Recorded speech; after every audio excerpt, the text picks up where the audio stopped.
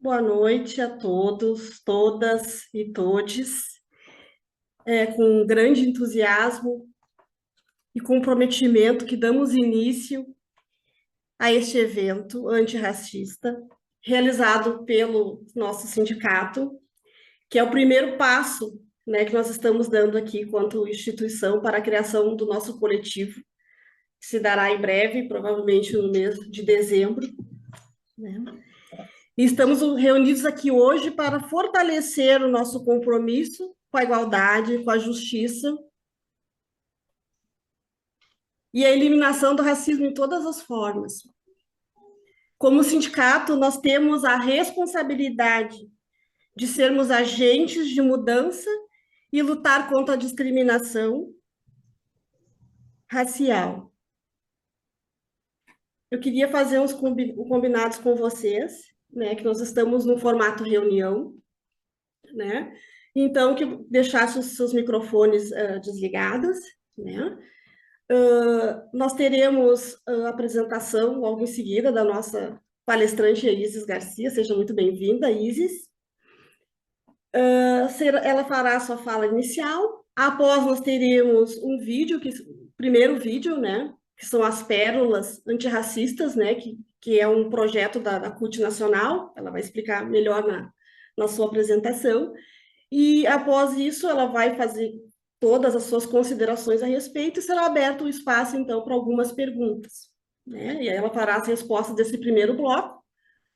Após isso e as suas considerações, ela fará, então, a segunda apresentação do segundo vídeo e o prosseguimento será o mesmo, né? Será feita a explanação por ela e, após isso, as perguntas e as considerações também sobre o assunto, para que a gente possa ter uma noite de crescimento, né, e de muito entendimento. Contamos aqui com a presença dos meus colegas também, diretores aqui do CEMAP, né, os nossos trabalhadores também do CEMAP, alguns colegas diretores que estão aqui, que são participantes desse nosso pontapé inicial do coletivo, a Bárbara, a Elisa, o José, a Cecília.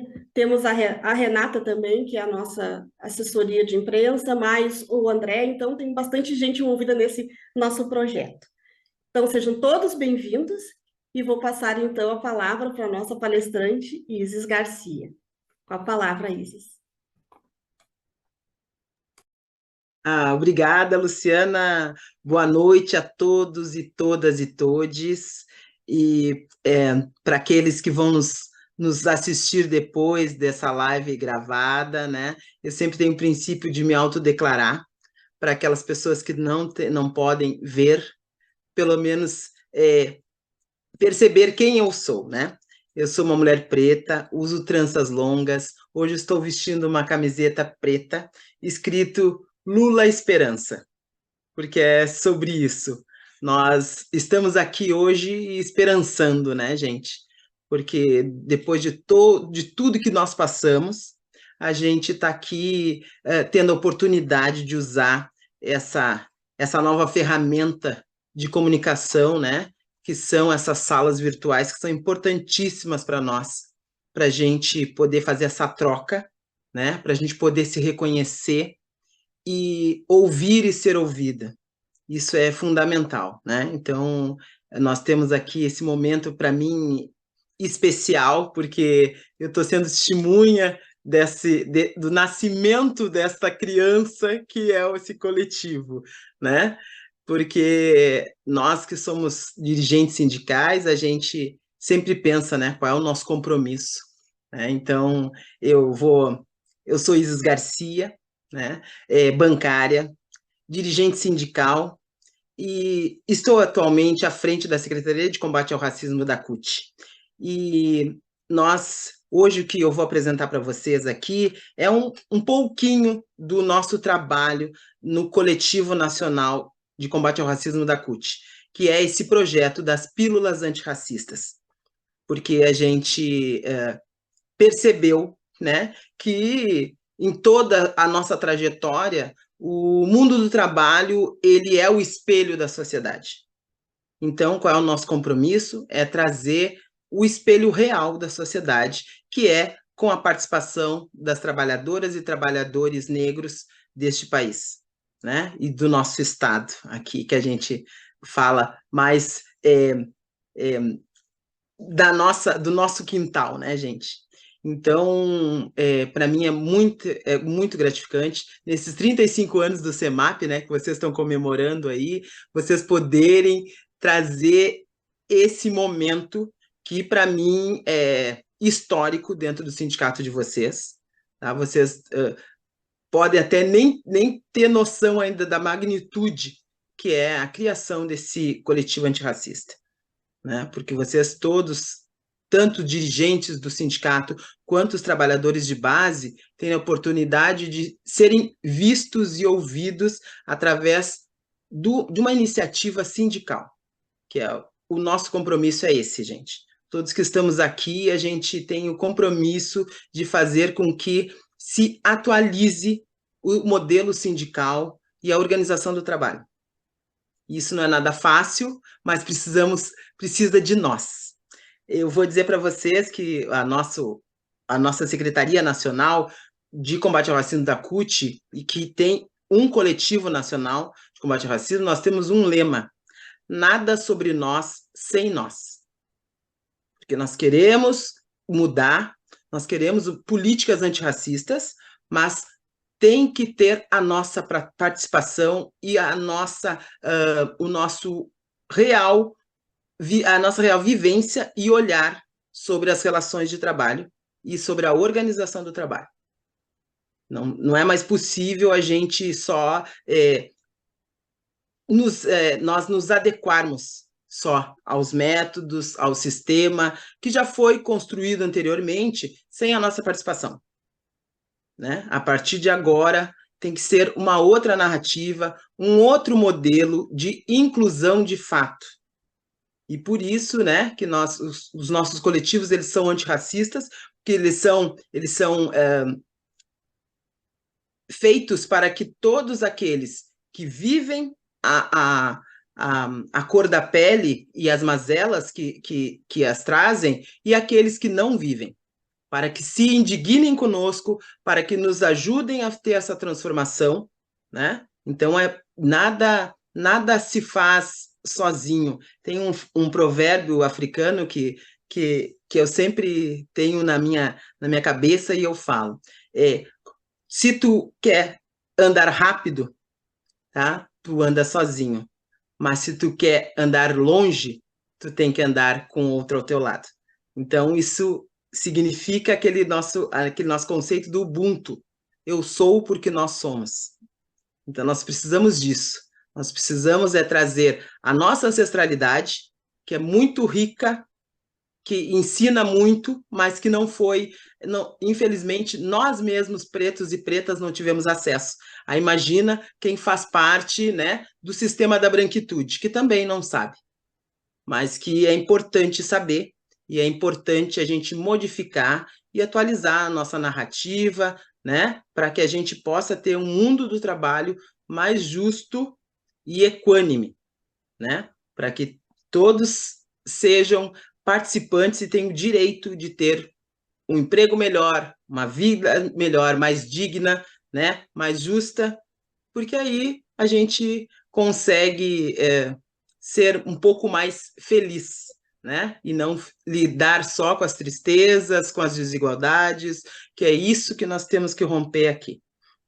Então, eu fico muito feliz, né, da gente poder iniciar essa troca, né, porque é o que nós vamos fazer hoje aqui, é uma troca de saberes, é um momento de comunhão também que vocês estão promovendo dentro do CEMAP, através do trabalho e a conscientização de vocês.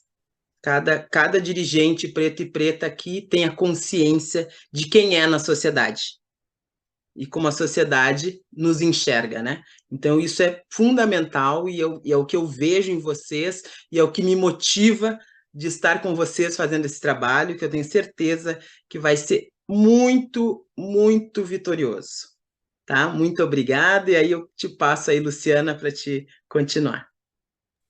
Obrigada, Isis. Então, por gentileza, André, pode colocar para nós o primeiro vídeo. Momentinho.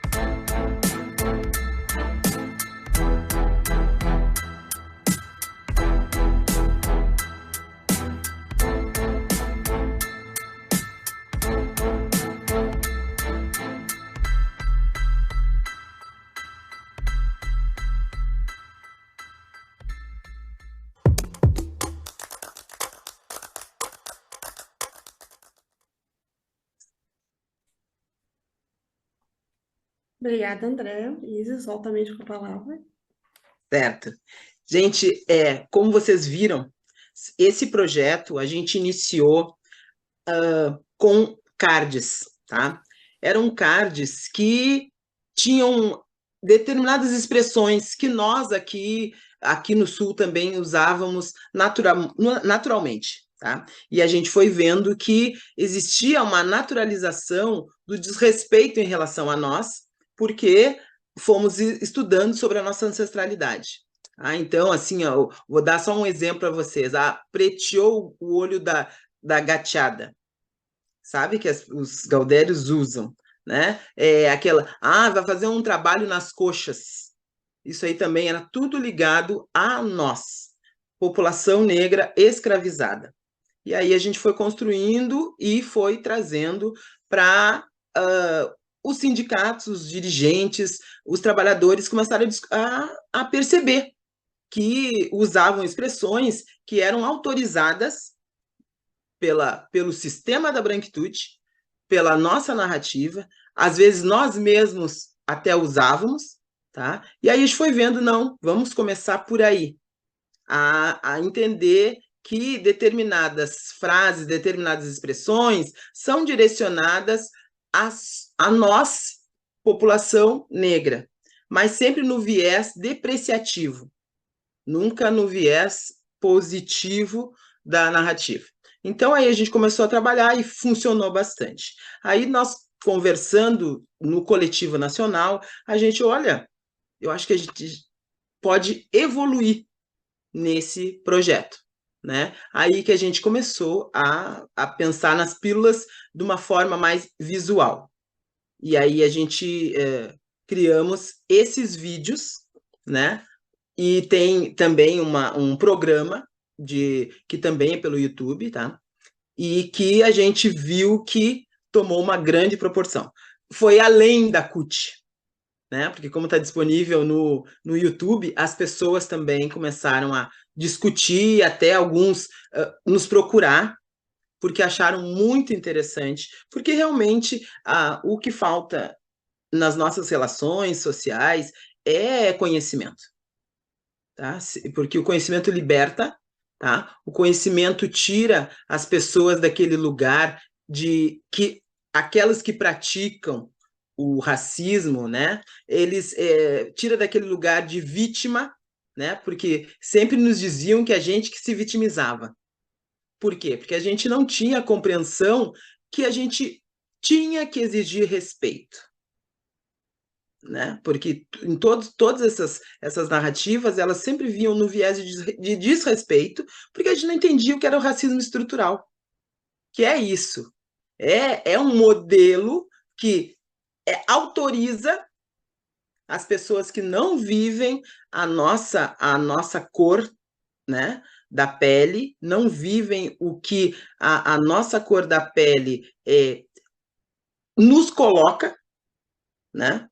Então, bom, que é como o vídeo fala. Se eu não sofro com racismo, por que eu devo me preocupar?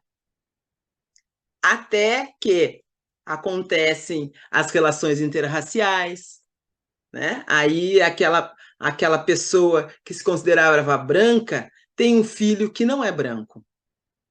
E aí ela vai ver que aquela criança vai sofrer esse racismo estrutural naturalizado e enraizado nas relações. Aí aquele, ai, por que que tu pente o cabelo da tua filha assim? Por que que tu não faz assado? Por que que tu não alisa?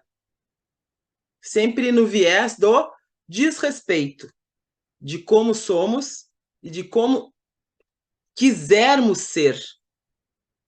Porque qualquer uma de nós, mulheres pretas aqui, se amanhã a gente quiser alisar o cabelo, se a gente quiser pintar de loiro, a gente pode, porque é um direito nosso. O corpo é nosso, ele não é da sociedade. Ninguém tem o direito de dizer, ah, mas tu devia fazer isso, tu ficava melhor assim, porque a gente não faz isso com ninguém, com as pessoas não negras.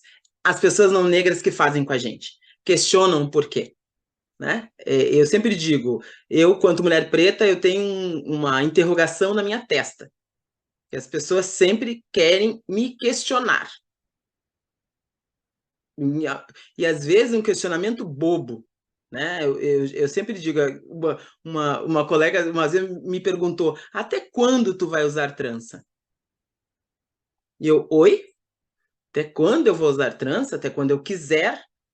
E aí expliquei para ela a história das tranças, por que que eu usava trança, e por que para uma pessoa que não tem a pele negra é somente um penteado? E para mim é resistência.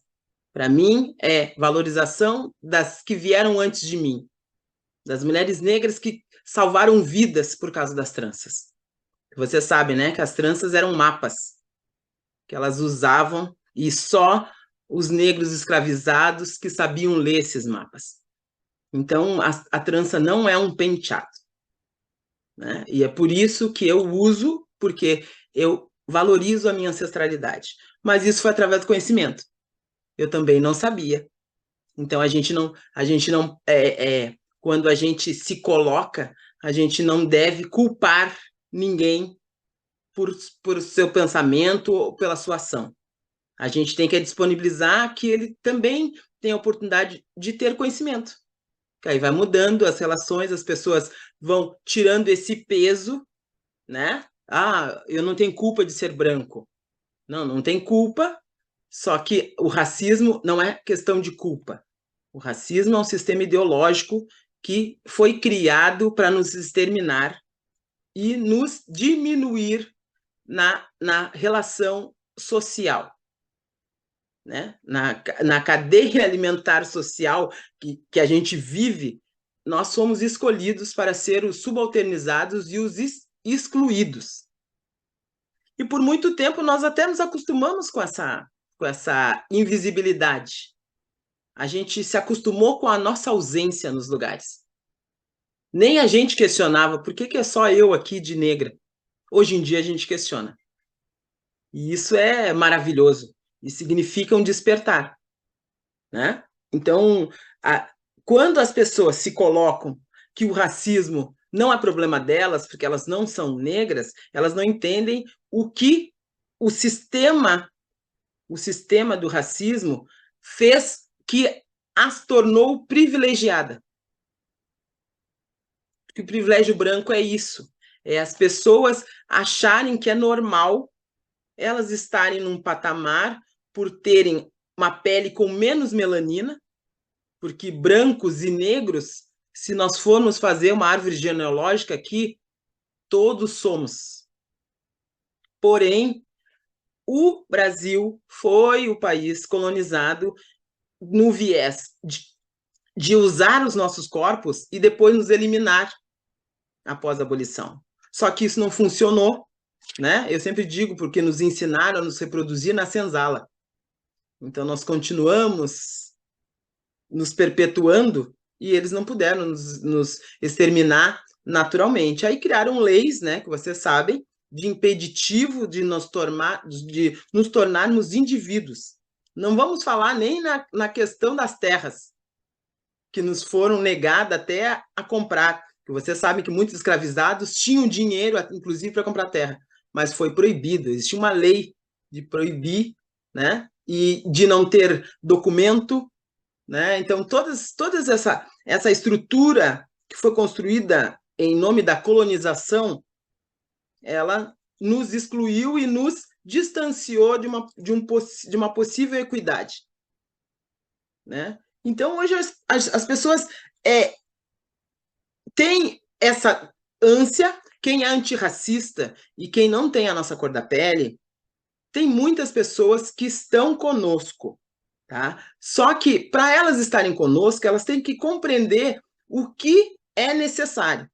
E para isso elas têm que nos ouvir. Para isso elas têm que sair do lugar da branquitude e ver que não é possível, quando a gente fala em um país desigual, não é possível destruir essa desigualdade se as pessoas não negras não questionarem também a questão do racismo naturalizado na sociedade. Nós temos e podemos e já provamos que devemos estar em todos os espaços.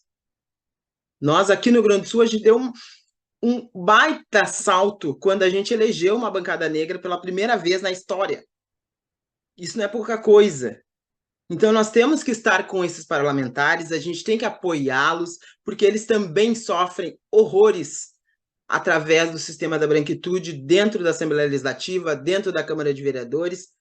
Então, as pessoas que não vivem essa realidade, elas têm que entender isso. Elas têm que compreender quando a gente diz, o voto é preto, a gente tem que votar, porque a gente colocou todo esse sistema da branquitude que nos criminaliza, que nos invisibiliza, nós colocamos eles lá. Que nós somos 54% da população.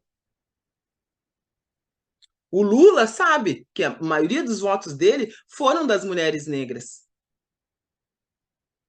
que estavam sendo naturalmente extintas da sociedade através daquele governo genocida que tinha esse projeto. Mulheres e pessoas pretas, para eles, não existia.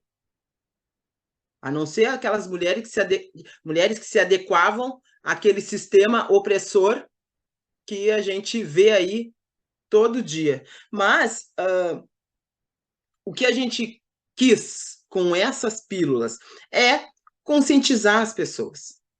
E até nós mesmos, pessoas pretas, que às vezes temos a nossa mente branqueada. O que eu digo com isso? O que diziam antes o negro de alma branca. A questão aqui, gente, ela não é de classe somente. Ela é de raça. Se quando a gente construiu a sociedade, a gente tivesse discutido que a questão racial ela tinha que estar no centro do debate, porque nós éramos muitos na sociedade, e foi se criando um modelo sem a nossa participação, a gente entenderia por que as políticas afirmativas são importantes, por que quando a gente fala que nós temos uma ancestralidade riquíssima, quando a gente diz que a nossa diáspora africana que trouxe a cultura, a engenharia, a arquitetura, tudo veio da Mãe África. Quando as pessoas chamam um de nós de macaco, a gente tem que dar aula de biologia, que a primeira ossada de um primata veio da África, que é Lucy. Então, todos nós somos macacos. Não é ofensa. O macaco é um dos animais que tem o cérebro mais parecido com o do ser humano. Tá? Então, todas essas bobagens é falta de conhecimento que a gente ouve, né? E aí, através dessas pílulas, a gente minimamente faz as pessoas refletir um pouco. E como esse processo de antirracista, gente, ele é extremamente pedagógico. A gente pensou nessa forma mais didática de fazer as pessoas refletirem sobre determinadas expressões e opiniões, né? Então, é importante que todos nós falemos sobre racismo. O racismo aqui no Brasil, e para nós, pessoas pretas, tá? Por que eu digo que eu sou mulher preta? Porque eu sei que nós somos vítimas de um outro processo de genocídio e de extermínio nosso, que foi o colorismo. Tá? Que nenhuma mulher da meu tom de pele aqui, ela foi herança de um amor entre um homem branco e uma mulher negra. Não, nós somos vítimas, as nossas ancestrais escravizadas foram vítimas de estupros sistemáticos. E desses estupros nasceram pessoas com a minha cor da pele. A gente não pode esquecer disso.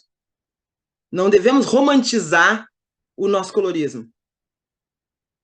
E por isso que eu me coloco hoje quanto uma mulher preta, porque eu não sou diferente de nenhuma de nós aqui que tem mais melanina na pele. Mas o racismo aqui no Brasil, como sistema da branquitude, sabia que nós éramos misturados, miscigenados, eles criaram o colorismo para categorizar a nossa negritude.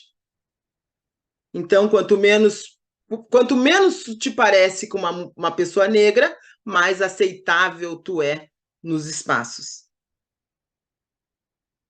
E outra coisa que foi muito cruel e que mais eu vejo assim, as crianças que sofrem, é quando tem os casais interraciais e chega num momento que a criança pergunta para a mãe, que muitas vezes é negra, e o pai não é. E aí ele diz, mãe, o que eu sou? Porque na escola já querem colocar aquela criança naquela caixinha. Isso aí é uma das principais crueldades que a gente sofre, e é na escola. Então, também, essa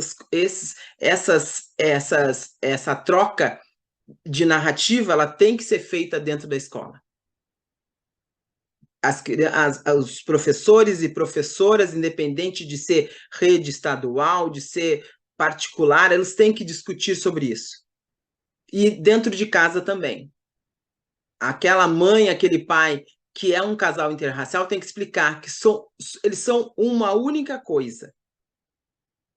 Ah, eu tenho um irmão negro. Não, o teu irmão também é negro. Só que, geneticamente, puxou mais ao lado de um ou de outro. A gente não pode branquear ou fazer com que a criança se sinta desvalorizada por ter uma cor de pele com mais melanina. Isso tem que ser de dentro de casa. Porque senão, quando ela for para fora, ela vai se deflagrar com essas imposições na escola. Eu nunca vou me esquecer, mas eu não fui na escola, porque a minha mãe sempre procurava, embora nós tivéssemos melaninas diferentes entre os irmãos, tá? Mas a minha mãe era uma negra com menos melanina e meu pai um negro retinto. Então, nós nascemos assim, né? Uns com mais melanina, outros com menos. E ela dizia que todos são negros aqui. Concluindo isso, por favor. Tá? Então, a gente através desse vídeo, a gente consegue ver o caminho que a gente tem que seguir, tá? Para uma política antirracista. Tipo ali, o povo negro tem prioridade. Como que a gente diz isso? Por quê? Porque nós é que vivemos essa realidade e nós é que temos uma alternativa de mudança. Quem não vive essa realidade tem que estar conosco, tem que se indignar conosco, tem que denunciar, porque o silêncio, ele significa a conivência de um erro. Eu sempre digo, eu quero que as minhas companheiros e companheiras que têm a pele branca estejam comigo e se indignem comigo. Não se calem ou lamentem, porque aí não adianta nada. Como a grade da Quilomba sempre diz, o racismo é uma problemática branca. Não é um problema nosso quanto pessoas negras. É um problema que a branquitude é que tem que resolver, porque eles que colocaram isso nas nossas vidas. Não foi a gente. E essa coisa, porque o preto mais racista que o branco, não existe isso. Isso é uma mentalidade da branquitude que foi colocada na cabeça das pessoas pretas que não sabiam, não tinham consciência, não tinham conhecimento do seu lugar.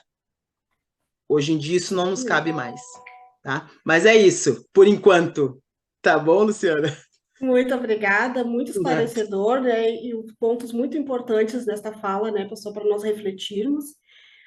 Agora nós vamos passar para os momentos das perguntas. Eu gostaria de combinar com vocês que as pessoas que quiserem fazer suas perguntas, por favor, aqui na parte inferior, ou dos celulares ou do notebook, tem ali um emoji, né?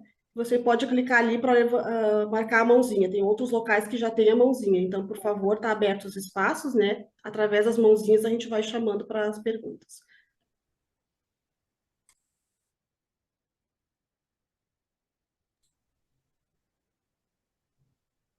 Temos alguém com alguma pergunta? Se não tivermos, nós prosseguiremos então com o próximo vídeo.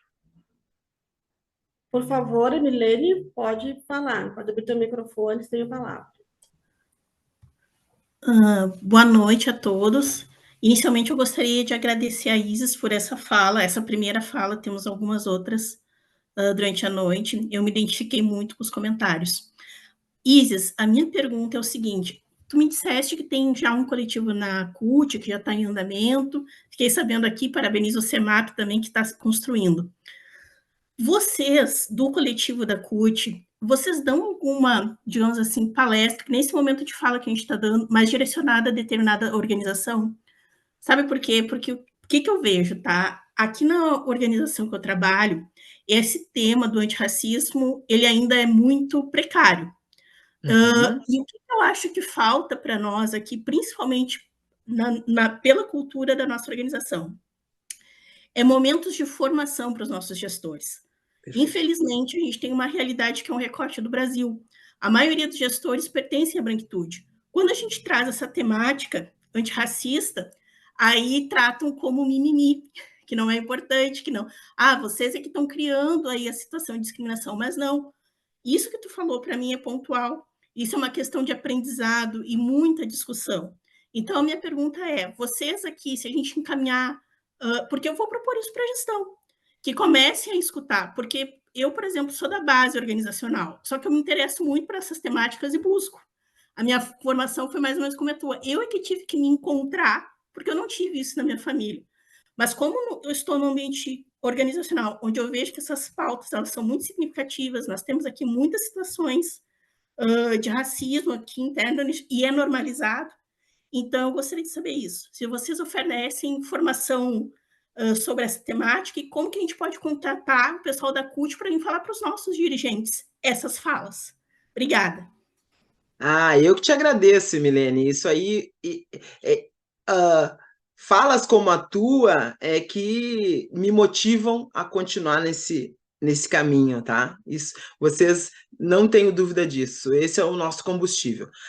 Quanto à tua pergunta, a gente se coloca, eu percorro todos os sindicatos que me chamam, tá? Através do coletivo, eu insiro ali no grupo do coletivo o máximo de ramos possíveis para que a gente possa fazer essa discussão. Eu pertenço ao ramo bancário, vários sindicatos bancários me chamam para a gente discutir sobre isso, né, para conhecer esse projeto. Eu tive uma experiência no passado fantástica nos sindicatos bancários de Novo Hamburgo, que me convidaram para participar lá, e eles compraram para cada diretor esse livro aqui. Não sei, ó, da Djamila Ribeiro, tá? É o Pequeno Manual Antirracista. Eles deram para cada diretor, porque é sobre isso, é sobre esse conhecimento que as pessoas da pele branca têm necessidade de aprender, né, de uma forma bem didática, bem inicial, tá? Então a gente tem sim, Emilene, a gente tem esse no projeto da secretaria de percorrer os sindicatos, as regionais, né? Vocês aí através do CEMAP, vocês com esse coletivo, tu como é da base vai poder requisitar, tá? Para a gente chegar no teu ambiente de trabalho e poder falar com o gestor, poder se identificar ou fazer uma reunião no teu ambiente de trabalho. Isso aí é tranquilo para mim. Só tenho que me agendar, porque você sabe que eu não paro, né? Eu tô sempre... E eu sou uma só. Então, eu preservo, assim, a minha... Priorizo o meu trabalho, mas eu preservo muito a minha saúde, para mim não ultrapassar os limites, tá? Que nós somos pessoas, nós não somos máquinas, e tem uma hora que, se a gente não para, o problema de saúde vem ali e te para. Eu tive essa experiência recentemente, mas isso não me parou, mas eu me priorizei e agora estou de volta com toda a motivação do mundo, porque é isso que me move.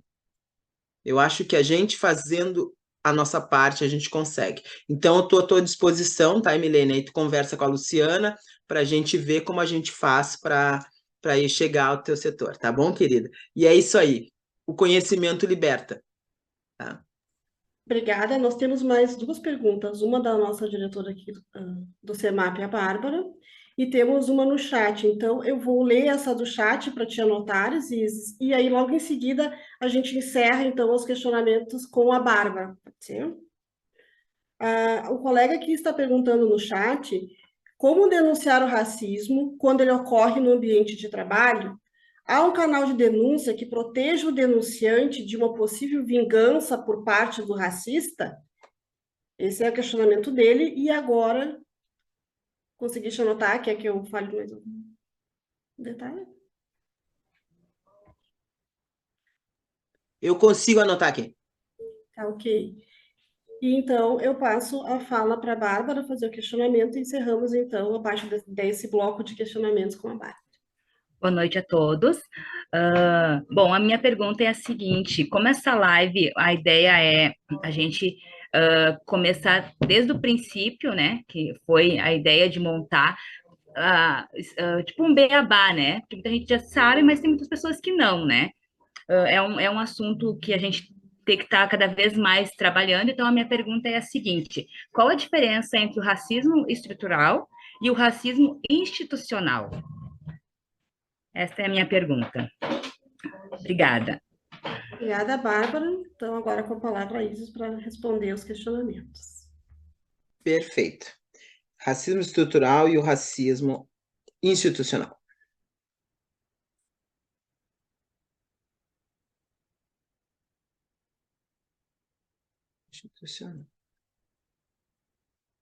Bom, é Edson, né, que fez a pergunta, como denunciar, Edson. Vocês, no ramo de vocês, no sindicato de vocês vão ter que criar um canal de denúncia. No caso, lá na CUT Nacional, nós temos o Disque 100, tá? Que é um canal, um número para denunciar práticas racistas no ambiente de trabalho. Mas para que se altere no teu ambiente de trabalho, o CEMAP tem que ter um canal de denúncia. Tem que ser um canal sigiloso, tá? Que o funcionário não se exponha de forma alguma, tá? Que seja atendido por pessoas que vão poder acolher esse trabalhador psicologicamente, juridicamente, tá? Porque não adianta só dizer assim, bah, a gente te entende, mas não podemos fazer nada. Não, tem que ter um canal que vocês, quanto dirigentes sindicais, possam conversar com essa gestão, porque não é uma questão... o racismo dentro do meio de trabalho, ele tem dois viés. Às vezes, a estrutura, como ela é feita para nós estarmos em menor número, tá? É bem mais fácil nos calar e dizer é assim mesmo e pronto, acabou. Ou tu pessoalizar, tu dizer que aquele gestor que é racista. Ele pode ser racista, mas a organização do setor, do ramo, ele privilegia aquela pessoa que tem esse tipo de atuação. Por quê? Porque ele nunca é penalizado, o máximo ele é transferido, tá? E fica naquela pessoa. Ele que praticava. Aí daqui a pouco vem um outro gestor que vai fazer a mesma coisa. Por quê? Que nós não somos gestores, né, gente? Nós pretos, a gente não está em espaço de gestão. Nós estamos na base da pirâmide real. Nós somos todos trabalhadores, a gente não tem cargos, a gente... Por quê? Porque o racismo institucional, ele não nos permite estar nesses lugares. Agora que nós estamos discutindo esse conceito de racismo institucional e racismo estrutural, que as coisas estão mudando, que os coletivos estão se constituindo, que a gente está conseguindo ter conhecimento de conceitos que desconstrói o racismo. Agora a gente está tendo essa oportunidade que nunca tivemos na história, né? Então é sobre isso, Edson. A gente vai ter que se criar um canal para acolher esse trabalhador e essa trabalhadora que está sofrendo, sim, discriminação e racismo dentro do ambiente de trabalho e que como a Emilene falou, é reduzido a violência contra nós. É sempre a gente que está vendo coisas onde não tem. Vocês sabem que a gente é vítima do racismo recreativo, quando comparam o nosso cabelo com uma esponja, quando, sabe, aquelas coisas que a gente ouve desde criança e que a gente via na televisão, nos programas de humor, pessoas brancas pintadas de preto e falando errado e bebendo sem parar e aí todo mundo rindo. Isso aí sempre foi o racismo recreativo, que nós somos vítimas e que a televisão colocou nas nossas mentes que nós éramos assim. Aí quando a gente via um irmão, um parente bêbado, olha aí, um bebum. Olha, a gente mesmo não olhava para aquela pessoa com um olhar humano. Olhava com um olhar de julgamento. Por quê? Porque o sistema da branquitude nos colonizava, nos colocava, nós temos que ser assim, nós não podemos nos divertir. Aí a gente via que a pessoa da pele branca também bebia, mas aí não era visto de uma forma marginalizada. Então, hoje a gente sabe, e por isso que hoje não tem mais isso, por isso que a gente não dá audiência para esse tipo de coisa. Hoje em dia a gente tem conhecimento de quem somos, né? Concluindo, Isis, por isso favor. É muito bom. E, Bárbara, a diferença entre o racismo estrutural e o institucional, tá? O racismo estrutural, ele, como eu falei no início, quando a nossa sociedade ela foi construída, um modelo social, já foi construído sem a nossa participação. já começa por aí. Quando se senta, olha, vamos formar um modelo.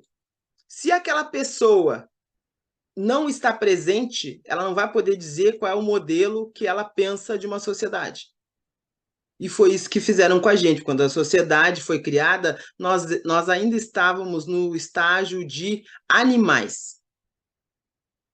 Nós não tínhamos alma, nós não tínhamos intelecto, e nós não tínhamos casa, e nós não tínhamos nada. A única coisa que a gente tinha era um ao outro. Tá? E é por isso que a gente está aqui. E por isso que a gente sempre diz Ubuntu. Eu sou porque nós somos. Isso foi a nossa diáspora africana que nos trouxe e que nos manteve até agora. Então, o racismo estrutural, ele fala sobre isso, ele foi construído sobre uma ótica da branquitude. E principalmente eurocêntrica. Tá? A nossa ancestralidade africana não foi colocada, ela foi apropriada. Se apropriaram de toda a nossa cultura, de todo o nosso intelecto e disseram que eram deles. Hoje a gente sabe disso. Tá? Então, esse processo de apropriação, ele foi feito em cima da violência. Que quem tinha conhecimento, a pessoa preta que tinha conhecimento, ela passava o conhecimento e depois eles matavam. Há pouco tempo eu descobri que quem inventou o banheiro, o vaso sanitário, foi um homem africano. A gente sabia disso? Não. Provavelmente quem ganhou o valor de inventar o banheiro foi um homem branco. E não é verdade. Então, a gente foi construído estruturalmente em cima da invisibilidade, Bárbara, e de um modelo que não nos incluiu. Mas precisavam da gente para trabalhar. Então, nos colocaram no lugar da servidão, da subalternização e da falta de estudo, né? A gente foi proibido de estudar. Então, nosso aprendizado ele foi feito, como a gente sempre diz, a maioria das pessoas negras, elas sempre foram autodidatas, que nunca ninguém ensinou nada a elas. Às vezes, os nossos ancestrais aprendiam observando. E depois, eles dividiam o conhecimento com seus iguais. Então, o racismo estrutural, ele é isso. Ele é um modelo que te mostra o tempo inteiro que tu não faz parte. E aí, quando tu tem oportunidade, né? Porque nós somos frutos das oportunidades que tivemos, as pessoas dizem, mas como a Isa é inteligente, para... Não, a Isa só teve oportunidade. Todos nós aqui temos o intelecto, a gente só não teve oportunidade e a gente não teve o reconhecimento porque nos olham através da cor da nossa pele. Isso é o racismo estrutural. Tá, Bárbara? O racismo institucional foi que as instituições viram o racismo de uma forma de preservar os seus espaços. Nós tivemos agora, a Priscila está aqui conosco, que é minha companheira na Federação dos Bancários e funcionária do Banco do Brasil, que através dessa nossa mudança, desse nosso coletivo, desse nosso Ubuntu, eles descobriram que o Banco do Brasil foi um dos promotores da escravização aqui no Brasil. Eles usavam os escravizados para ter dinheiro para poder comprar ações e pagar suas dívidas no banco. O banco promovia os empréstimos através da escravização. Então, isso só aconteceu agora porque existem pessoas pretas dentro da instituição que se comprometeram a estudar e trazer à luz essa denúncia. Né? Por isso, quando a gente fala em reparação histórica, que não vai haver uma reparação financeira, esqueçam. Não vão nos dar terras, nem nenhuma ajuda financeira. Mas essa reparação histórica ela tem que vir através dos espaços que a gente tem o direito e o dever de estarmos quando a gente tem oportunidade. Tem uma outra pergunta da Emilene ali no chat. Mas, de qualquer maneira, Bárbara, é isso, Bárbara. Sabe? As instituições, elas foram construídas com esses mecanismos de impedimento de tu ter uma carreira, tu vai até ali, todo mundo diz, não, mas tu é concursada, tu pode. Não é assim. Lá dentro, tu vai vendo que os espaços não são iguais para todos e todas. Tá? Então, isso é o racismo institucional. E que nós temos que tratar dentro das gestões. Entender que os setores, eles são racializados. Eles são racializados. Obrigada, De acordo, Isis. tá bom? Espero poder ter te respondido direitinho. Muito esclarecedoras a fala, muito importante por nós. Nós passávamos aqui à noite conversando, né, esclarecendo, mas a gente tem um tempo para respeitar, né, e tem o jogo do Inter, né, o pessoal aqui já, daqui a pouco já nos abandona para correr para o jogo do Inter, né, então vamos passar, então, por favor, André, para o próximo vídeo.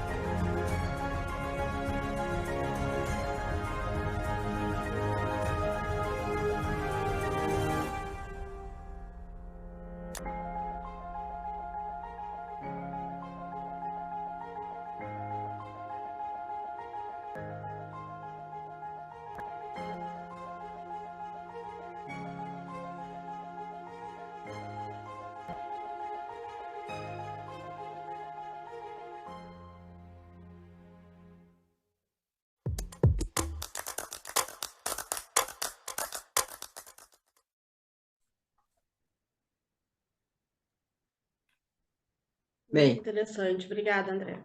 Isis. vocês viram ali, né? Em poucos minutos, a gente conseguiu enxergar o que a gente até já estava conversando, tá? Que é a nossa consciência negra. Tá? Nós, quanto pessoas negras que temos uma consciência de quem somos, nós não podemos cobrar daqueles que têm a mesma cor da pele que a gente, que tem essa mesma consciência. Tudo isso é um processo, gente, é um processo. Nem todo mundo vai despertar lendo um único livro lá da Djamila Ribeiro, da Conceição Evaristo, da Sueli Carneiro. Muitas pessoas negras vão ter que ter essa consciência, infelizmente, sofrendo em cima de uma perspectiva que elas tinham que não se realiza. Vou dar um exemplo para vocês. Quando a gente fala em para os nossos filhos, para os nossos sobrinhos, para as nossas crianças, para os nossos jovens, estudem que vocês vão ser alguma coisa, a gente sabe que a nossa parte a gente tem que fazer dessa forma para que eles não desistam de ir para a escola, porque a primeira coisa que vão dizer para eles é que o lugar deles não é ali. Tá? Por que eles estão estudando? Por que eles não vão lavar um carro? Por que as meninas não vão fazer uma faxina? É a primeira coisa que nos dizem dentro da escola. Tá? Porque ainda tem o sistema da branquitude que acha que nós temos que servi-los. Então, eles precisam lá na escola, nos anos iniciais, já entrar na mente daquela criança que ela serve para tal lugar. Tá? E, às vezes, não valorizando esses trabalhos. Que nós, quanto sindicalistas, nós não podemos categorizar. Toda a classe trabalhadora ela é importante e complementar. Toda a classe trabalhadora. Se não fosse os garis e lixeiros, nós não estaríamos aqui. Nós não teríamos uma saúde pública. Uma saúde mínima, porque nós não teríamos higiene. Os lixos estariam nas ruas, os ratos proliferando e a gente estaria exposto a todo tipo de doenças. E as pessoas olham para os garis como se eles não existissem. Olham quase como se eles fossem uns mendigos. Aí eles são trabalhadores. Então, a gente já começa por aí, né? Mas a questão da consciência é isso. Nós temos que respeitar o tempo de cada um, a disponibilidade de cada um, de querer se colocar quanto importante e não achar que vai ser um curso universitário que vai transformar a vida dela e vai dizer assim, não, agora vou me enxergar. Nós temos várias homens e mulheres negros que caíram nessa ilusão. Foram fazer universidade, faculdade, mestrado, doutorado, e quando chegaram lá para disputar um emprego, não tiveram oportunidade. Por quê? Porque ali o racismo institucional te olha como uma pessoa não qualificada para aquele lugar. Aí tu diz, poxa, investi anos e anos da minha vida esperando e não aconteceu. Né? As lojas estão cheias de gente formada. Os shoppings estão cheios de pessoas formadas. Que não entenderam o que é o racismo institucional. Lógico, tu tem que estudar e tu tem que ter conhecimento, principalmente. As universidades, elas não têm um preparo para nos valorizar quanto pessoas negras. Tu não tem um professor negro, tu tem os da limpeza que são negros, o tio do corredor que é negro, mas na sala de aula, dando aula, olha, se aparecer uma, é muito. E é isso, bem como a Priscila falou, e a gente tem que ser mais qualificado para ter a oportunidade de competir. Então, assim, porque quando um jovem negro, tá, pobre, se propõe a ir para uma universidade, a mãe daquele jovem passa fome. A família abre mão de muita coisa para aquele jovem poder entrar numa universidade. E pública, hein, gente? Não estou nem falando das privadas. Porque nós vivemos um apartheid econômico. Nós somos mais pobres. Aqui nós estamos num grupo de privilegiados, mas que não é a maioria, nem dentro da nossa família, muitas vezes. A gente tem que dividir e a gente tem que incentivar, mas a gente tem que... Nós estamos num compromisso de transformar a realidade daqueles que estão vindo. Então, é por isso a gente não pode deixar de cobrar. O ensino, ele tem que ser cobrado. Se tu tem o teu filho, tu tem que exigir que ele estude, no mínimo, até o ensino médio. Porque tu sabe que para ele minimamente disputar, ele vai ter que ter esse nível escolar. Mas o que os nossos pais diziam? Saibam fazer alguma coisa, tenham uma profissão. Principalmente para nós, mulheres negras, que nem se falava e da gente ir além do ensino médio. Os homens, sim, diziam, vai fazer uma faculdade, porque é aquela coisa também que transpassa o machismo também. Dos homens terem mais oportunidade do que as mulheres. Então, nós somos o ponto fora da curva aqui. Mas na sua maioria, são famílias onde é constituída só por mulheres. A maioria das mulheres negras são mães solo, tá? Elas não têm seus companheiros ao seu lado, elas não têm seu companheiro dividindo a renda, tá? E muito menos ajudando a cuidar daquele filho. Elas têm que fazer tudo sozinhas, às vezes uma rede de mulheres da família que minimamente ali ajudam. Tá? Então, e a sociedade na maioria das vezes, romantiza a questão das mulheres negras terem filhos. Porque eles precisam de eleitores. Eles precisam de eleitores, mas eleitores que não tenham consciência. Então, eles falam que as mulheres negras têm muitos filhos, mas mas impedem aquela mulher de fazer uma laqueadura. Agora, no governo Lula, que ele facilitou das mulheres poderem fazer as suas laqueaduras, independente de ter 4 filhos e ter mais de 24 anos, que antes era assim. Que uma pessoa de 24 anos já com 4 filhos, que perspectiva essa mulher negra vai ter? Nenhuma. A não ser que ela abandone os filhos, deixe os filhos com cada um numa casa. Senão a matemática não bate. Então, a gente tem que trabalhar essa questão da maternidade, né? Não ser romantizada. Maternidade tem um custo. E a maioria das mulheres negras que conseguem o mínimo de oportunidade, tu vai ver, não tem mais que 2 filhos. Ou tem um companheiro ao seu lado. As outras não têm perspectiva. E aí acaba sendo um ciclo vicioso. Aqueles filhos vão reproduzir aquilo que aquela mãe vive. E aí tu vê a questão, né, das gravidezes prematuras, né, do abandono dessa mulher negra quando tem um filho, que o homem abandona, porque ele também muitas vezes é jovem e ele quer ter perspectiva, e aí ele vê, mas se eu ficar aqui com essa mulher e com essa criança, eu não vou conseguir nada. Já o homem branco, não. Ele tem uma estrutura para ter uma família.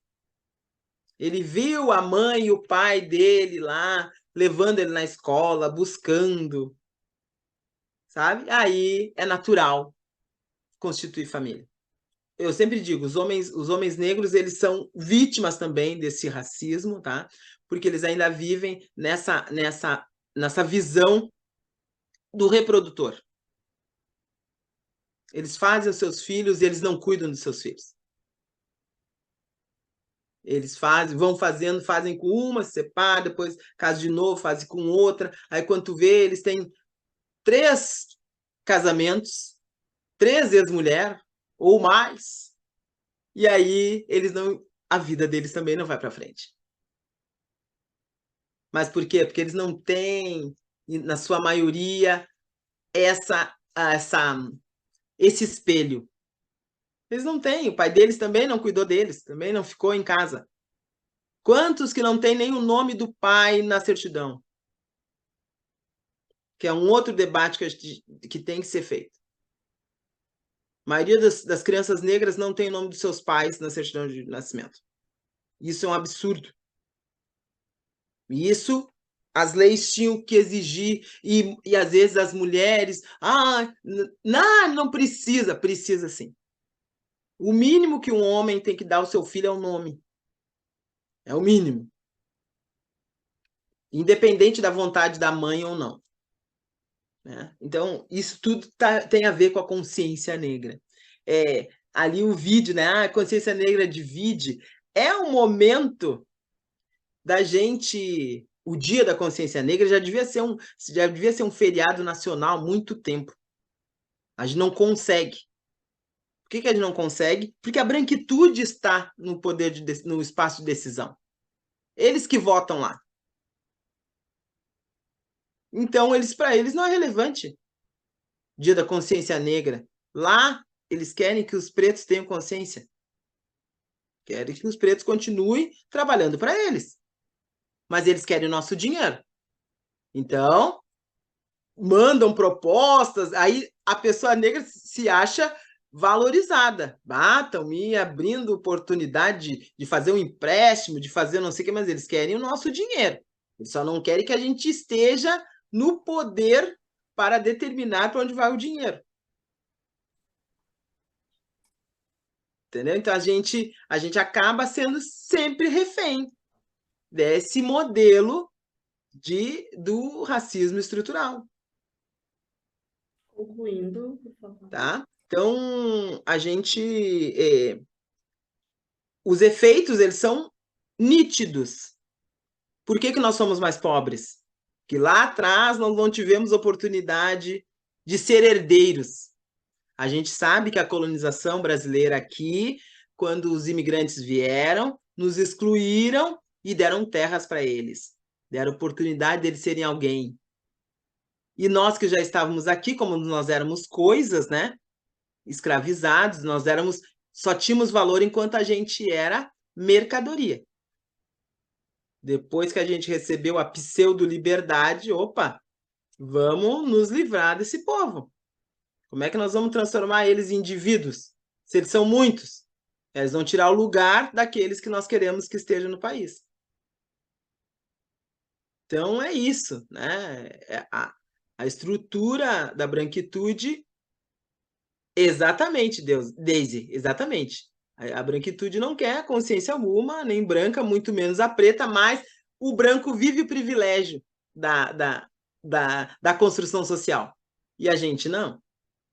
Essa é a única diferença. É óbvio que o sistema da branquitude, hoje ele tenta escravizar todos, independente da cor da pele. Mas pela construção social, quem ainda é mais penalizado somos nós. As instituições ainda têm a visão da época da escravização. A polícia ainda nos vê como suspeito. A polícia ainda não respeita nem uma mulher negra, nem um homem negro. Nós tivemos aí o caso da nossa deputada estadual, Laura Cito, que tomou spray de pimenta no rosto por um policial municipal que ele não sabia que ela era deputada. Porque era mais uma mulher negra. Que deputada o quê? Entendeu? Então, assim, essa consciência, ela ainda recai sobre nossos ombros e sobre a nossa pele negra.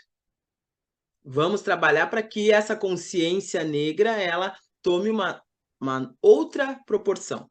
Então é importante, sim, a gente referendar e a gente exigir cada vez mais que seja um feriado, sim, e que no Dia da Consciência Negra a gente possa levar para as ruas a nossa negritude, a nossa ancestralidade, a nossa religiosidade, tá? Porque as nossas comunidades de matriz africana que alimentam, que sempre alimentaram negros e brancos. Se tu for em qualquer terreiro de batuque, de umbanda, todos os brancos estão lá. Mas ainda é marginalizado porque o pai de santo e a mãe de santo é uma cultura africana. Então é feitiçaria, né? Então, tudo isso, no Dia da Consciência Negra, tem que ser tratado. Por isso que é tão importante a gente ir para a rua no dia 20 de novembro, a gente marchar, nem que seja 10 minutos. As pessoas têm que nos ver ali na rua. Tem que tocar os tambores no dia 20 de novembro. Porque mesmo que a gente não seja de matriz africana, a gente sabe que o tambor mexe com a nossa ancestralidade. E isso está ligado ao respeito, à dignidade da nossa ancestralidade. Isso a gente não pode abrir mão. Tá, Luciana? Desculpa eu me estender um pouquinho, mas era necessário a gente falar Não, sobre isso. entendemos perfeitamente e ficamos com o sentimento de queremos continuar e continuar. Mas vocês sabem que eu estou à disposição. Eu acho que esse é o meu principal compromisso no meu trabalho. E nós agradecemos muito as colocações importantíssimas e a gente promete para todos que estão presentes que a gente vai dar sequência nesse assunto, porque é fantástica a exposição, a gente tem muito questionamento, tem muitas coisas para falar e isso é para muitas e muitas lives, mas foi o primeiro passo, né, que nós estamos dando aqui. Obrigada, G. Coimbra. Muito obrigado pelo carinho, viu? Assim, estamos sem palavras, foi muito, muito maravilhosa a fala, Isis, e a gente gostaria que tu fizesse as considerações finais. Bem, o que dizer? Em primeiro lugar, é agradecer a vocês todos por ter disponibilizado esse tempo, que eu sei que o tempo a gente administra, tá? Porque a gente, se a gente for ver, a gente não tem tempo para nada, se a gente for cumprir tudo que a gente tem que cumprir durante um dia, né? Independente de homens, de mulheres, o nosso tempo é escasso. Mas a gente tem que se comprometer, gente. A gente tem que multiplicar essas trocas, tá? E principalmente dentro de casa, para depois a gente poder levar para os nossos espaços que a gente atua. E na relação de trabalho é fundamental. É fundamental a gente começar a desconstruir determinadas atitudes, determinados assuntos, sabe? Tem que ser na hora. Não é assim que se fala. Pergunte para mim se eu gostaria de ser tratado assim. Pergunta para mim como eu me sinto. Que isso não tem nada a ver com mimimi, tem a ver com respeito. Nós, pessoas pretas, não podemos admitir que nos desrespeitem. Só que a gente tem que explicar o que é o desrespeito. Que às vezes as pessoas brancas não sabem. Elas foram naturalizadas a nos tratar assim. E a gente, muitas vezes, dizia, não, vamos deixar para lá. Obrigada, Daisy. E é outra companheira bancária, parceira, antirracista, uma mulher branca, e que está a fim de mudar. E isso que a gente tem que valorizar, né? Sempre. A Rosana maravilhosa. Obrigada, Rosana. E é isso, gente. Vocês estão no caminho certo. Eu estou muito orgulhosa de fazer parte desse momento, tá? É um legado que vocês estão construindo. Eu sugeriria que tirassem uma foto dessa live. Eu não sei quem pode tirar. Que todos abram as suas câmeras aí e que a gente registre isso. Tu tá linda, Emilene. Teu black tá maravilhoso. Tá? A Daisy maravilhosa aí, ó. Também com esse corte que eu adorei. E é isso aí, Edgar. Sabe? Vamos tirar uma foto. Eu gostaria de agradecer, então, a todos, né, por participarem, todas e todes, né? E também informar para os colegas que nós temos um coletivo de saúde, qualquer coisa que vocês precisem, qualquer tipo de denúncia, nós temos psicóloga, temos advogado, é só entrar em contato com o CEMAP, tá bom? Muito obrigada a todos, então um beijo e até a próxima. Boa noite. Beijo! Vamos torcer pelo Inter agora!